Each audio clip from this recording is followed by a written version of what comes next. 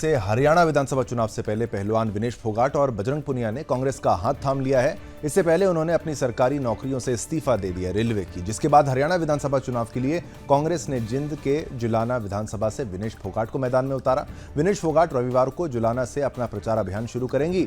विनेश फोगाट और बजरंग पुनिया की ज्वाइनिंग के बाद विवाद शुरू हो गया है। भारतीय कुश्ती संघ के पूर्व अध्यक्ष ब्रिजभूषण शरण सिंह और वर्तमान अध्यक्ष संजय सिंह का बयान आया है। संजय सिंह ने बजरंग पुनिया और विनेश फोगाट पर आरोप लगाए हैं। भारतीय कुश्ती संघ के अध्यक्ष संजय सिंह ने कहा कि बजरंग पुनिया और विनेश फोगाट कांग्रेस में शामिल हो गए। इससे साबित होता है कि दोनों पहलवानों के विरोध प्रदर्शन के पीछे ये थे। संजय सिंह ने कहा कि ब्रिजभूषण शरण सिंह भारतीय जनता पार्टी से जुड़े थे। मैं किसी पार्टी या व्यक्ति से जुड़ा नहीं हूं, लेकिन उन्होंने मेरा भी विरोध किया, इसलिए यह पूरा विरोध राजनीति से प्रेरित था। उन्होंने विरोध शुरू किया और ब्रिजभूषण शरण सिंह ने कुश्ती से खुद को अलग कर लिया, इसलिए यह मुद्दा वहीं खत्म हो जाना चाहिए था, लेकिन यह राजनीति से प्रेरित था और इसके पीछे कांग्रेस का हाथ था। इस खबर का पक्ष जानिए लावनी से।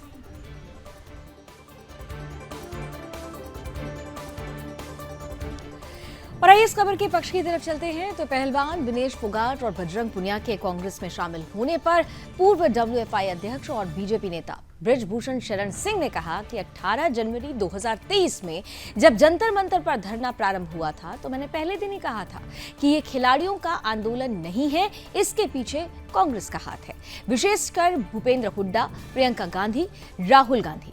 आज ये बात सच साबित हुई है कि इस पूरे आंदोलन में जो हमारे खिलाफ षड्यंत्र के तहत किया गया उसमें कांग्रेस शामिल थी और इसका नेतृत्व भी भूपेंद्र हुड्डा ही कर रहे थे।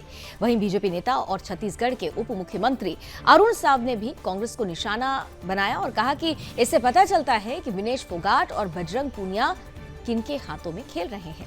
बीजेपी हमेशा से न्याय के पक्ष में खड़ी हुई रही है, न्याय के पक्षधर रही है और आज वो कांग्रेस की प्रत्याशी बनी है। ये बताता है कि उनकी मानसिकता और सोच क्या है।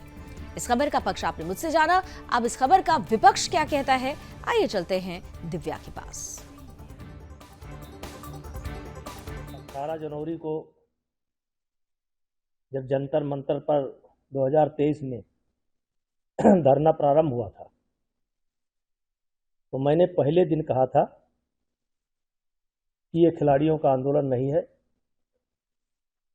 इसके पीछे कांग्रेस है, विशेष करके भूपेंद्र हुड्डा, दीपेंद्र हुड्डा, प्रियंका जी, राहुल जी, ये कांग्रेस का आंदोलन है। और आज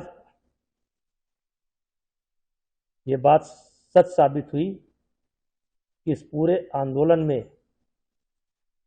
या हमारे खिलाफ जो षड्यंत्र हुआ इसमें कांग्रेस शामिल थी और जिसको लीड भूपेंद्र हुड्डा कर रहे थे।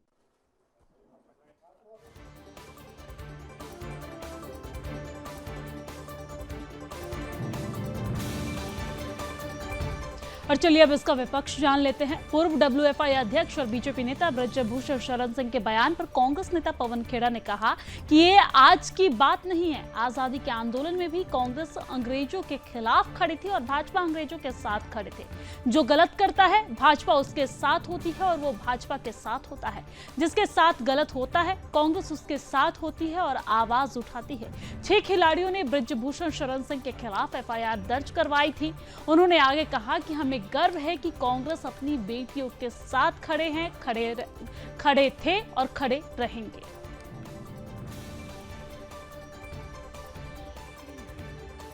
आज की बात नहीं है।